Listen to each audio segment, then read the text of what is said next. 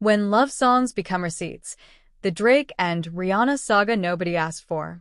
You ever watch someone hold on to something that slipped through their fingers years ago? That's the energy we're unpacking today.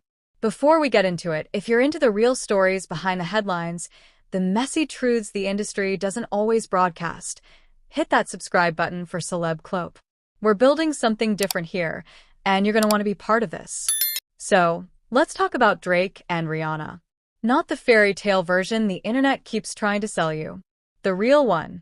The one where certain kinds of relationships don't actually end, they just keep getting mentioned in verses while one person has completely moved on with their life.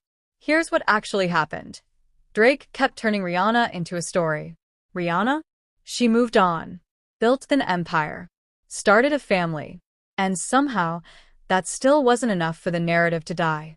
Their names haven't been romantically linked in years.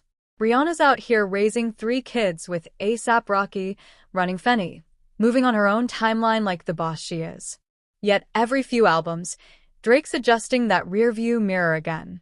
A lyric here, a reference there. Just enough to keep people talking. And listen, if you're vibing with this breakdown, make sure you're subscribed to Celeb Clope because we're just getting started on these deep dives. When For All the Dogs dropped in 2023, it didn't take long for people to catch those bars on Fear of Heights. Why they make it sound like I'm still hung up on you? That could never be. The irony? Writing a whole verse about not being hung up is exactly what someone hung up does. Rihanna didn't respond because Rihanna doesn't have to. But the internet? The internet had plenty to say. Then A$AP Rocky released Don't Be Dumb and made it clear where he stands. First you stole my flow, so I stole yo be asterisk tsich. Direct. Unbothered. Protective. This was never a love triangle. It was one man reaching backward while a woman built forward. But whenever their names collide in headlines, everybody wants to rehash what never really was. The beginning? It was lopsided from jump. They met back in 2005 when Rihanna was filming Ponder Replay in Toronto. 2 young artists on the rise, crossing paths before the world knew their names. Fast forward to 2009, Rihanna's a global superstar, recovering from very public trauma with Chris Brown, and suddenly she's spotted with Drake at a bowling alley in Manhattan. The rumors started flying. Drake's version of that night? He told the New York Times she used him as a pawn, that she was showing him how it feels to be played. He even put it in his music on Fireworks, talking about how that night at Lucky Strike troubled him. Right from the start, he's positioning himself as the one hurt, the one affected. Meanwhile, Rihanna? She kept it moving. She always does. But here's where it gets interesting, and if you haven't subscribed to Celeb Clope yet, do it now because we're about to break down the whole timeline. What's My Name? Dropped in 2010. The chemistry looked real. The 2011 Grammys performance had people convinced something was brewing. Fans said he watched her like he believed the fantasy, while she performed like a professional doing her job. Then came Take Care, still one of Drake's strongest collaborations. Beautiful song. But again, it's Drake's voice doing all the talking, Drake's feelings on display. 2016 brought Work. Massive hit off Rihanna's A&TI album. They performed it at the Brit Awards on tour stops. The videos went viral. Everyone read it as romance. The industry loves a good narrative. That same year at the MTV VMAs, Drake presented Rihanna with the Michael Jackson Vanguard Award and delivered what sounded like a love confession on stage. She's someone I've been in love with since I was 22 years old. It was framed as tribute but felt like a claim. He seemed to go in for a kiss, she dodged it. The cameras caught everything. Rihanna later told Vogue exactly how she felt about that moment.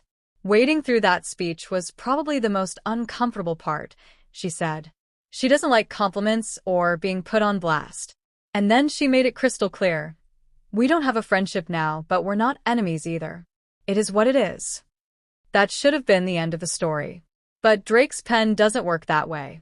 Fear of Heights carried that wounded tone he does so well. Gil can't run me, he rapped, like he was convincing himself. On Virginia Beach, he referenced someone drawing conclusions like you got a Parsons degree or something, a direct nod to Rihanna's honorary degree from Parsons School of Design. He even mocked A&TI, repeating anti multiple times on the track. Not a direct attack. Drake doesn't do direct. He circles. He insinuates. He leaves breadcrumbs for the internet to follow. And you know what Rihanna did? Absolutely nothing. Because she doesn't owe anyone an explanation for living her life. If you're still watching, drop a like and subscribe to Celeb Clope. We're your source for the stories behind the stories, the context the headlines miss. A$AP Rocky stepping in wasn't about starting new beef. It was about closing a window that should have been shut years ago. When he spoke to Ebro Darden about his rift with Drake, he kept it simple. They used to be friends, it's over females, Drake wasn't happy, and expressed it.